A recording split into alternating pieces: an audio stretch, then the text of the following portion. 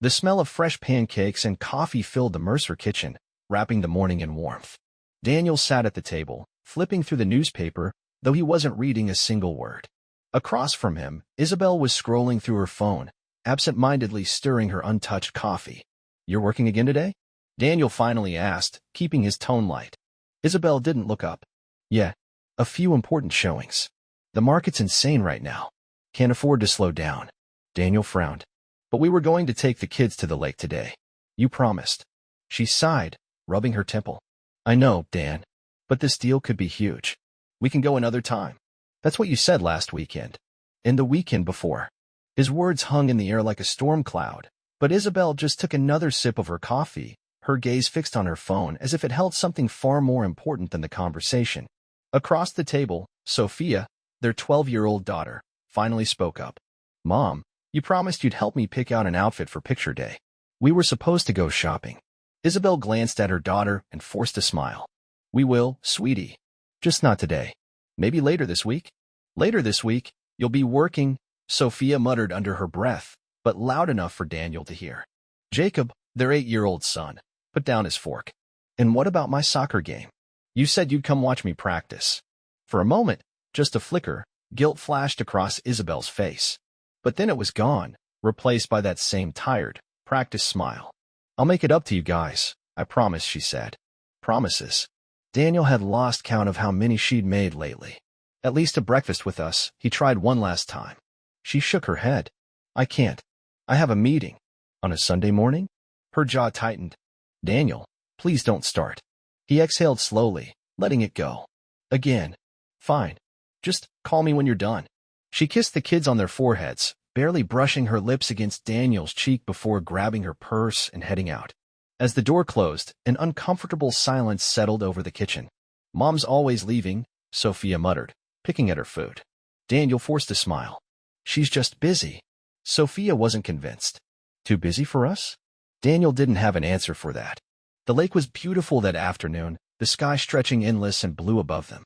The kids laughed as they skipped rocks across the water, and for a few hours, Daniel let himself forget the growing weight in his chest. They stopped for ice cream on the way home, and as Jacob smeared chocolate all over his face, Sophia snapped a picture and giggled. "You should send that to Mom," Daniel said, handing her his phone. Sophia hesitated. "She won't answer."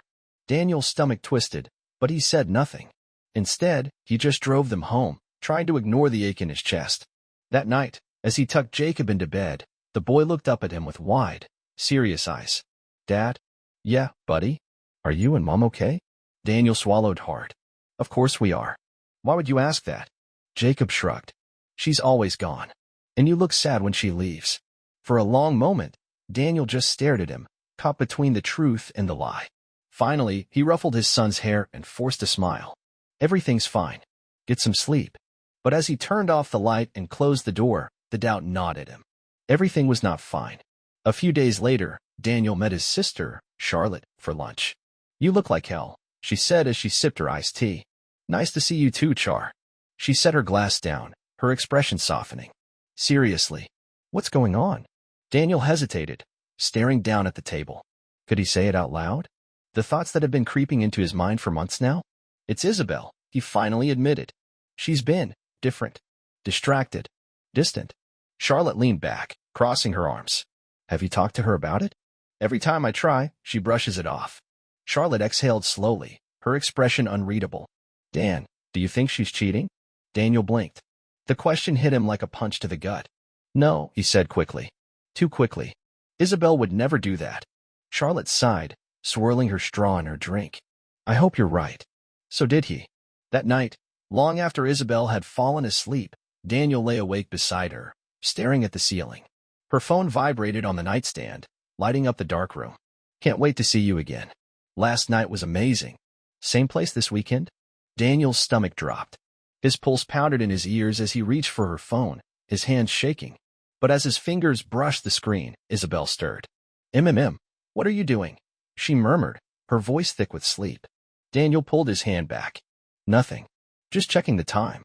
She groaned softly, turning over, completely unaware that the foundation of their marriage had just cracked beneath them. Daniel lay there, his heart hammering in his chest. This wasn't just work stress. This wasn't just distance. This was something else. Something much, much worse. And he was going to find out the truth. Daniel had spent years believing in things that no longer felt real. Love. Trust. The quiet certainty of waking up next to someone who was yours.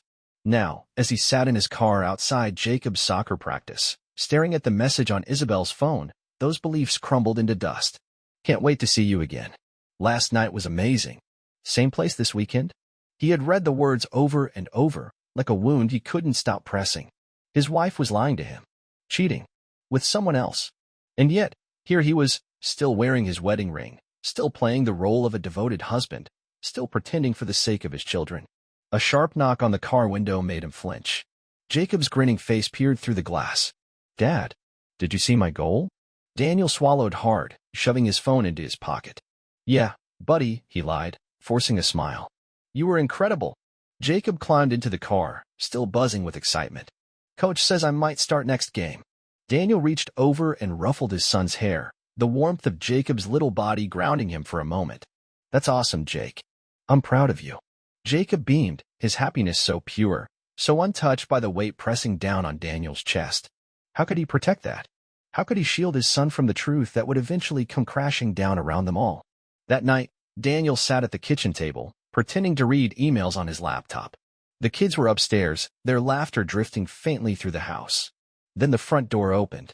Isabelle walked in, her hair slightly tousled, her makeup fresh, too fresh, like she had reapplied it in the car before stepping inside. His stomach twisted. He had watched her do that on their date nights, back when she still cared about impressing him. Hey, she said, setting her purse down. Sorry I missed dinner. Work ran late. Work. Right. Sophia walked in from the hallway, crossing her arms. You always miss dinner, she said flatly. A flicker of guilt crossed Isabelle's face, but she quickly covered it with a practiced smile. I know, sweetheart. I'll make it up to you this weekend, okay? Sophia rolled her eyes. You always say that. Daniel stayed quiet, watching Isabelle squirm under their daughter's scrutiny. His children were starting to see it, too. Later that night, after Isabelle had tucked the kids into bed, she found Daniel in the living room. Are you coming to bed? She asked, leaning against the doorframe. Daniel hesitated. He used to love these quiet moments, when the house was still and it was just the two of them. Now, all he felt was the suffocating weight of unspoken words. In a bit, he murmured. She nodded, padding barefoot toward the stairs. As she disappeared, Daniel let out a slow breath. Tomorrow, he would call Brandon. He needed to stop lying to himself. The next morning, Daniel sat in their usual coffee shop, staring blankly at the steam curling off his untouched drink. Across from him, Brandon Chase watched him closely. You look like shit, Brandon finally said. Daniel huffed out a humorless laugh. You're the second person to say that to me this week. Brandon leaned forward. Tell me what's going on. Daniel hesitated, then exhaled. I think Isabelle is cheating on me. Brandon sat back, rubbing a hand over his jaw. Damn, he muttered. Are you sure? Daniel's throat tightened. I found a message on her phone. Someone telling her that last night was amazing and asking to meet again. Brandon's face darkened. Jesus. Daniel nodded, rubbing his temples. I need to know for sure before I say anything. I need proof. Brandon was quiet for a long moment. Then he pulled out his phone. I know a guy. Philip Archer. He's a private investigator. He'll get you the truth. Daniel stared at him. The truth. Was he ready for it? He thought about Jacob's wide, innocent eyes. Sophia's growing suspicion. The way Isabelle still kissed him goodbye out of habit, when her lips probably still tasted like another man. He clenched his jaw. Call him, he said. Philip Archer was quick. 2 days later, Daniel sat in his car, gripping a manila folder so tightly his hands trembled. His heartbeat roared in his ears as he flipped it open. The first photo was Isabelle, sitting in a dimly lit restaurant. Across from her was a man. Daniel's breath caught in his throat. Grayson Holt. A real estate investor. Wealthy. Charismatic. Married. The next photo showed Isabelle laughing, leaning into him, her hand resting lightly on his. And then, Daniel's stomach lurched. A picture of Isabelle, in the parking lot, kissing Grayson before slipping into his car. His hands curled into fists. It was real. She was cheating. And she wasn't even hiding it. That evening, Isabelle came home late. Daniel watched as she set her bag down, stretching her arms above her head like she had been through a long, exhausting day. You won't believe the traffic, she sighed. running a hand through her hair. He studied her, taking in the tiny details. The glow in her cheeks. The way she readjusted her blouse, as if someone else's hands had been there before his. She wasn't even trying to hide it anymore. And yet, she still looked him in the eye. Still kissed him on the cheek. Still climbed into bed beside him, like they weren't living in the ruins of their marriage. He lay awake for hours, staring at the ceiling while she slept peacefully beside him. How long had she been doing this? How many nights had she come home like this, smelling like someone else? How many lies had she told? His fingers tightened in the sheets. He could shake her awake right now. Demand the truth. Watch the panic flicker across her face as she tried to wriggle out of it. But he didn't. Because he wasn't ready to hear her excuses. Not yet. Instead, he took a deep breath, closed his eyes, and whispered a silent promise to himself. Soon. And when he did confront her, she would never see it coming. Daniel never used to be the kind of man who doubted his wife. He was the man who left goodnight notes on her pillow when he worked late. The man who knew exactly how she liked her coffee, 2 sugars, just a splash of cream. The man who never once hesitated when she said she loved him. But now? Now he was the man sitting in his car at 11:42 p.m., gripping the steering wheel so hard his knuckles turned white, watching his wife step out of a hotel with another man. Grayson Holt. Tall. Confident. The kind of man who carried himself like he had never lost anything in his life. Daniel's stomach twisted as he watched Isabelle laugh softly, running her fingers through her hair in that way she always did when she was flirting. She kissed Grayson quick, but intimate, like they had done it 100 times before. Daniel clenched his jaw. For days, he had fought against the truth, clinging to the hope that maybe, this was all some terrible misunderstanding. That hope shattered into dust right in front of him. This wasn't a mistake. This was a life she had built behind his back. He barely remembered driving home. The house was dark when he stepped inside. The only sound was the soft hum of the refrigerator and the ticking of the wall clock. He walked upstairs slowly, each step heavier than the last. At the end of the hall, Sophia's door was cracked open. He peeked inside. She was curled up under her blankets, her hair splayed across the pillow. Peaceful. Safe. Jacob was the same, his little body wrapped in a Star Wars blanket, mouth slightly open in sleep. Daniel swallowed hard. How could Isabelle do this to them? To him? How could she sneak around, kiss another man, and then walk through the same door, tuck their kids into bed, and pretend? He stepped into their bedroom. Isabelle was already in bed, her back turned to him, breathing slow and even. Daniel stood in the doorway for a long time, watching the woman he had once trusted more than anyone.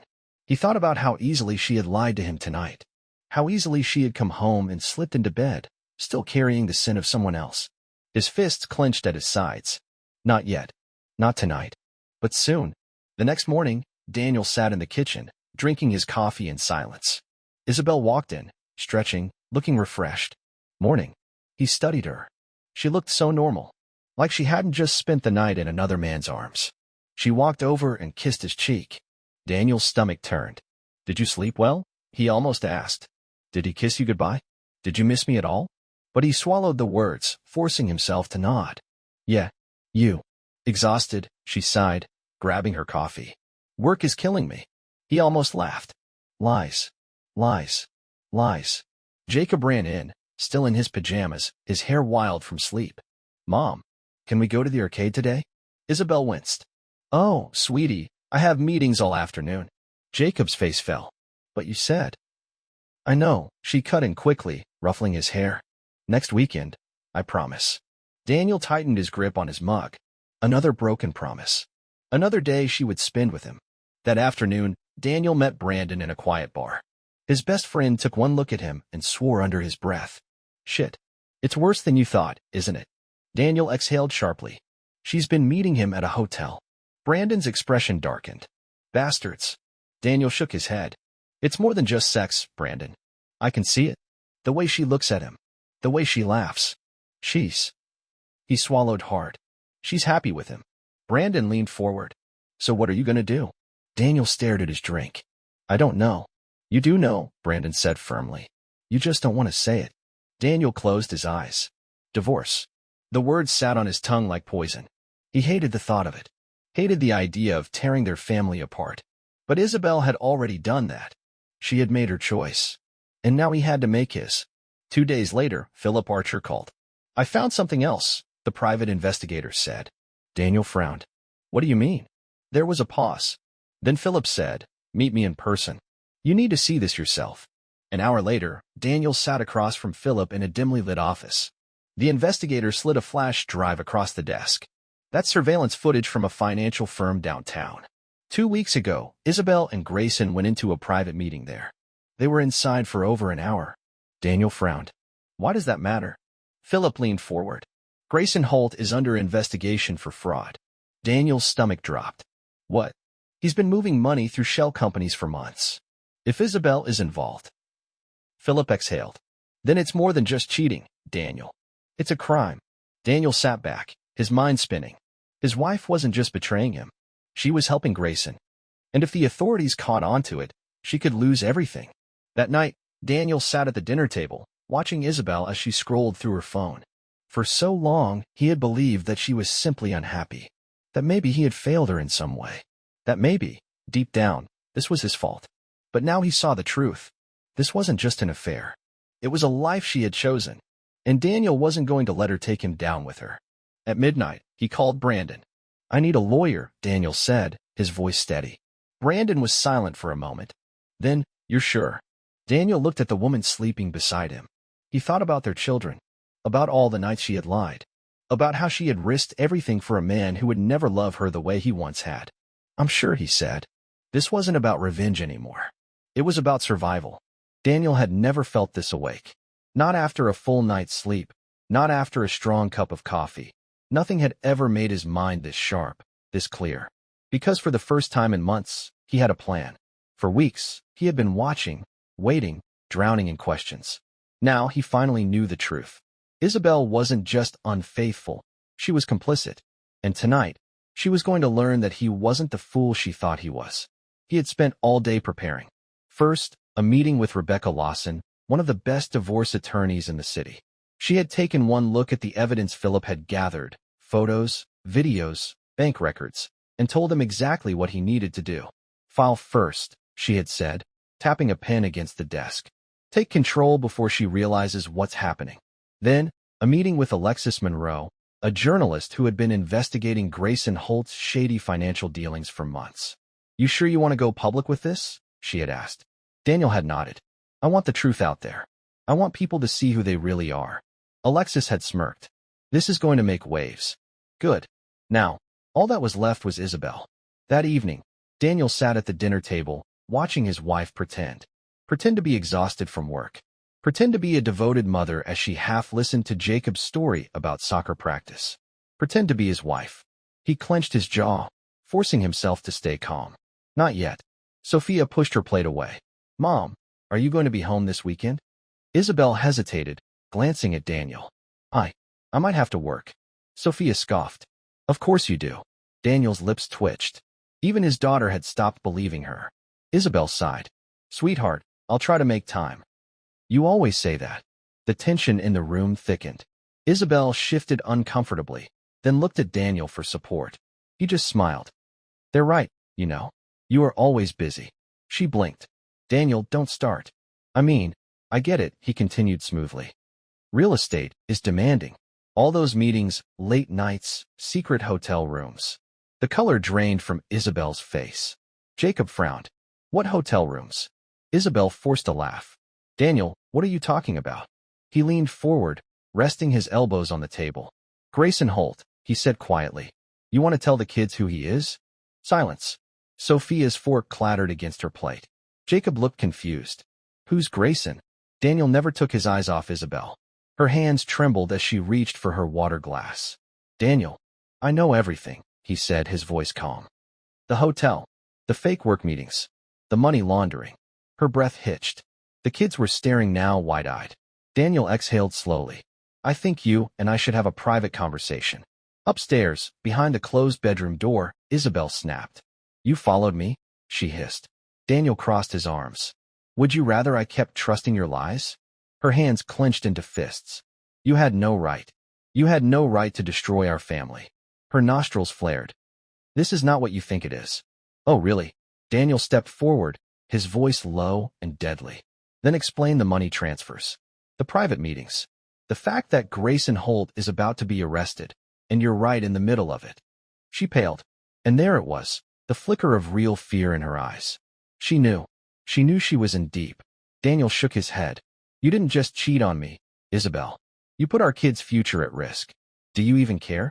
Tears welled in her eyes. I never wanted to hurt them. But you did. And now, you're going to pay for it. The next morning, Daniel didn't go to work. He went to his lawyer's office. By noon, the divorce papers were filed. By 2 p.m., an official restraining order was set in motion to keep Isabelle from accessing any of their joint accounts, their assets, or the house once the process started. By 3 p.m., Alexis Monroe's article went live.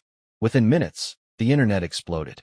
Headline: Grayson Holt's illegal empire, and the woman who helped him cover it up. Isabelle's name was everywhere. The scandal spread like wildfire. The media dug into everything: Grayson's finances, his connection to Isabelle, even their affair. And by 6 p.m., Daniel's phone buzzed with the message he had been waiting for. Grayson Holt had been arrested. Isabelle came home that night in a panic. You did this, she shrieked, throwing her purse onto the couch. You set me up. Daniel leaned against the kitchen counter, arms crossed. Set you up? He raised an eyebrow. No, Isabelle. You did this to yourself. She was shaking now, tears streaming down her face. I made a mistake. You made a choice. Over and over again. She took a step closer, her voice breaking. Daniel, please. We can fix this. He scoffed. We? There is no we anymore. She flinched. And finally, Daniel sighed, the realization that she had lost him, that there was no coming back from this. Isabelle wiped at her face, swallowing a sob. You're really leaving me? He exhaled. I already did. An hour later, after Isabelle had locked herself in the bedroom, Daniel sat with Sophia and Jacob in the living room. They were quiet, processing. Dad? Sophia's voice was small. He turned to her. Yeah, sweetheart. She hesitated. Are we going to be okay? Daniel reached for her hand, squeezing it gently. We're going to be better than okay. Jacob shifted closer, resting his head against Daniel's arm. Are you sad? Daniel thought about that. He should be. But instead, as he looked at his children, the only thing that had ever truly mattered, he felt something else. Relief. Hope. The future stretched before them, unknown and wide open. And for the first time in a long, long time, Daniel wasn't afraid of it. The house felt wrong. Daniel had woken up early, but for the first time in years, he wasn't greeted by the sound of Isabelle's footsteps padding across the hardwood floor, the smell of her perfume lingering in the hallway, the quiet hum of her morning routine. Because she was gone. For the first time, she hadn't come home. The realization should have brought him relief. Instead, it left an emptiness he didn't know how to name. At the kitchen table, his coffee sat untouched. The kids would be up soon, and he still didn't know what he was going to say. Was there a way to tell an 8-year-old that his mother might not be coming back? Was there a way to tell a 12-year-old that her mother had been lying to her for months? His thoughts were interrupted by the sound of small feet shuffling across the floor. Jacob, his son, rubbed his eyes, still groggy from sleep, his voice small and uncertain. Where's Mom? Daniel's throat tightened. How was he supposed to say this? She had to go away for a little while, he said carefully. Jacob frowned. For work. Daniel hesitated. Not exactly. Jacob stared at him for a second before dropping into his chair, pouring himself a bowl of cereal like it was just another day. Like he was waiting for his mom to walk through the door at any moment. He didn't understand. Not yet. But Sophia did. She appeared in the doorway, arms crossed, her expression guarded. She's not coming back, is she? Daniel met his daughter's gaze, searching for the right words. No, he admitted. Not for a while. A flicker of something crossed Sophia's face, something dark and sharp. But she only nodded, moving to the fridge, grabbing the milk. She was pretending to be okay. Jacob, still oblivious, spoke through a mouthful of cereal. Is she mad at us? Daniel's heart clenched. No, buddy, he said softly. This isn't about you. It's between me and Mom. Jacob processed that for a moment. Then, without looking up, he said, Are you mad at her? Daniel exhaled. Yeah, a little. Jacob nodded like that was the most reasonable thing in the world. Sophia, however, didn't say a word. By noon, the phone call started. The first was from his lawyer, Rebecca Lawson. She's officially been served, she said. We're filing for full custody. If she contests, we'll be ready. Daniel ran a hand through his hair. She's going to fight. She can try. The second was from Alexis Monroe, the journalist.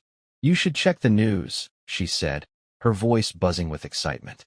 Daniel pulled up his phone, his stomach twisting as the headlines flooded the screen. Grayson Holt arrested in financial scandal. Local woman implicated in affair and money laundering scheme. Real estate mogul's mistress under investigation could face charges. Daniel Mercer speaks out on betrayal. She chose this path. His name, his face, his entire life, now public knowledge. It was surreal. And then came the third call. From an unknown number. Daniel stared at it for a long moment before answering. And the second he heard her voice, his heart went cold. "Daniel." He didn't respond. She let out a shaky breath. I don't even know where to start. Try sorry. A pause. "You think I don't feel guilty? I don't think you feel anything." Silence. Then, she whispered, "You ruined my life." Daniel let out a low, humorless laugh. "I ruined your life. You didn't have to go public," she snapped. "You didn't have to humiliate me. You didn't have to cheat," he said coldly. "You didn't have to lie. You didn't have to commit fraud." Her breath hitched. "You think this is easy for me? I don't care if it's easy for you." Her voice broke. "Daniel, please. Let's just talk. Just us. No lawyers. No media. Please." For a brief, fleeting moment, he almost felt something. A ghost of the love they once shared, the years they had built together. But then he remembered. The hotel. The lies. The way she had looked at Grayson Holt like he was her entire world. His grip tightened on the phone. There's nothing left to talk about. And then he hung up. That night, the house still felt wrong. Too quiet. Too empty. Jacob had fallen asleep easily, but Sophia had stayed up, curled in the corner of the couch, staring at the TV without really watching it. Daniel sat beside her, neither of them speaking for a while. Finally, she broke the silence. "Is it our fault?" Daniel turned sharply. "What?" She didn't look at him. "Did she leave because of us?" His chest tightened. "No, absolutely not." Sophia's eyes shimmered with something raw. "Then why?" Daniel swallowed the lump in his throat. "Because she made a mistake." She blinked hard. "A mistake is forgetting a birthday. Or burning dinner." She turned to him. "Mom didn't make a mistake. She chose this." Daniel's breath caught. She was right. And it shattered him to hear it from her. Sophia looked away again, her fingers gripping the sleeve of her hoodie. "She lied to us," she whispered. Daniel exhaled, wrapping an arm around her. She stiffened at first, but then, slowly, she leaned into him, pressing her forehead against his shoulder. "I hate her," she murmured. He kissed the top of her head. "No, you don't." She was silent for a long time. Then, almost inaudibly, "I hate what she did." Daniel closed his eyes. "Me too, sweetheart. Me too." Later, after Sophia had finally gone to bed, Daniel sat alone on the back porch, staring at the stars. For the first time in weeks, he let himself feel it. The loss. The exhaustion. The weight of grieving someone who was still alive. His phone buzzed. A text from Natalie Hayes, the school counselor he had met a few weeks ago. "Hey, just checking in. How are the kids holding up? How are you holding up?" Daniel hesitated. Then, for the first time since this nightmare began, he told the truth. "We're getting there." Natalie's response came quickly. "That's good. If you ever need to talk, I'm around." A small, tired smile tugged at his lips. For the first time in a long, long time, Daniel thought maybe, just maybe, he wasn't alone. The courtroom was cold. Not physically. No, the air conditioning was just right. The fluorescent lights cast their usual sterile glow, and the walls were painted a dull, neutral beige. But the air in that room? It was ice. Daniel sat at the plaintiff's table, his lawyer, Rebecca Lawson, beside him, flipping through a thick binder of evidence. Across from them, Isabelle, her posture stiff, her knuckles white as she gripped the armrest of her chair. She looked different. Her hair wasn't as polished. The confidence she once carried, the air of a woman who had it all, was gone. In its place was someone desperate, someone fighting for what little she had left. But so was Daniel. The bailiff called the court to order, and the judge, Eleanor Grant, cleared her throat. "We are here today to determine custody arrangements for Sophia Mercer and Jacob Mercer. Mr. Mercer is requesting full custody, with limited visitation rights for Mrs. Mercer." Daniel's stomach clenched. This was it. The last battle. The first witness was Lisa Carter, Isabelle's former colleague. She took the stand, hands folded in her lap. "Miss Carter," Rebecca began, You worked with Mrs. Mercer for several years. Can you describe her behavior at work over the last few months? Lisa shifted slightly. She changed. She was distracted, constantly leaving for personal errands. A lot of us suspected something was going on. Did she ever discuss Mr. Holt? Lisa hesitated, then nodded. She mentioned him a few times. They were close, more than just colleagues. Rebecca turned to the judge. Your Honor, this supports our claim that Mrs. Mercer was engaging in an extramarital relationship while neglecting her duties, not only at work but at home. Isabel's lawyer, David Walsh, stood for cross-examination. Miss Carter, you're not saying that Mrs. Mercer was a bad mother, are you? Lisa bit her lip. I'm saying she wasn't present. Next was Philip Archer, the private investigator. He was calm, professional, but his testimony was a death sentence for Isabelle. He provided time-stamped photos, surveillance footage, proof. And when Rebecca asked the most damning question, Mr. Archer, based on your findings, would you say Mrs. Mercer was more committed to her relationship with Mr. Holt than her own family? Philip didn't hesitate. Yes. The courtroom was silent. Isabelle closed her eyes, her body trembling. But it wasn't over yet. Because the final witnesses, Sophia and Jacob, Rebecca had fought hard to keep them off the stand, not wanting to put them through unnecessary pain. But Isabelle had insisted. Her lawyer had argued that the children still needed their mother, that they still loved her. And that was when Daniel knew. She didn't understand them at all. Sophia was called first. She walked to the stand with a quiet, unshakable strength. Miss Mercer, Rebecca said gently, can you tell us what it was like at home before your mother left? Sophia didn't even look at Isabelle. It was different, she said carefully. She was always gone. When she was home, she was on her phone. She stopped coming to my school events. Stopped coming to Jacob's soccer games. Rebecca nodded. How did that make you feel? Sophia's jaw tightened. Like she didn't care. A sharp breath from Isabelle's side of the room. Rebecca pressed on. Would you say your father has been your primary caregiver? Sophia didn't hesitate. Yes. No anger. No hesitation. Just truth. Next was Jacob. He was only 8.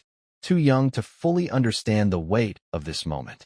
But when he climbed into that chair, his little hands gripping the sides, he turned to the judge and asked the one question that changed everything. Do I have to live with Mom? Judge Grant blinked. Why do you ask? Jacob shifted uncomfortably.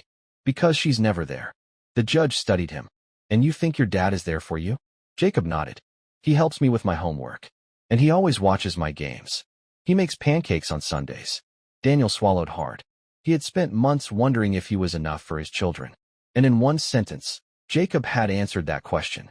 Finally, Isabelle took the stand. Her hands shook as she adjusted the microphone. Mrs. Mercer, her lawyer began. Do you love your children? Tears streamed down her face. More than anything. Do you believe you should be part of their lives? She sobbed. Yes. And then came the cross-examination. Rebecca didn't waste time. Mrs. Mercer, can you explain why your children feel abandoned by you? Isabelle let out a shaky breath. I never meant to hurt them. Rebecca's expression was neutral. And yet, you did. I was trying to build a better future. Rebecca cut her off.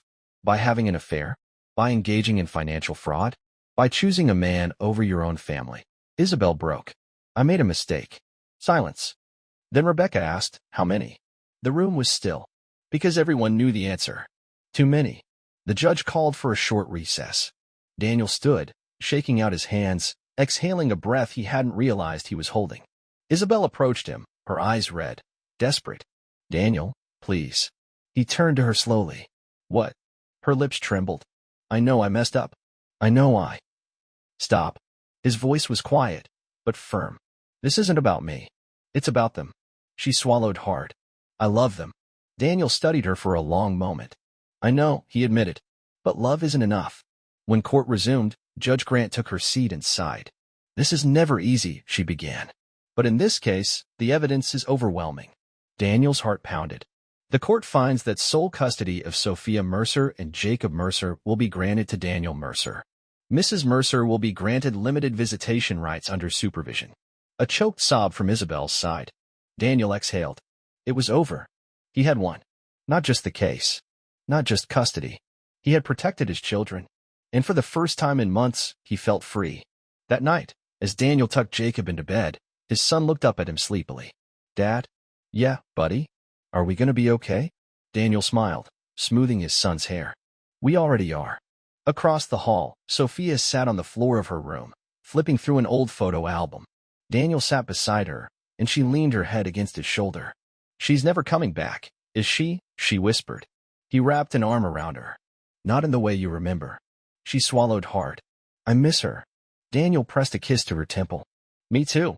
But missing someone and needing them were two different things. And Daniel was finally learning the difference. As he walked back downstairs, his phone buzzed. A text from Natalie Hayes. Coffee tomorrow? No pressure. Just checking in. Daniel stared at the screen for a long moment. Then, finally, he typed back. Yeah, that sounds nice.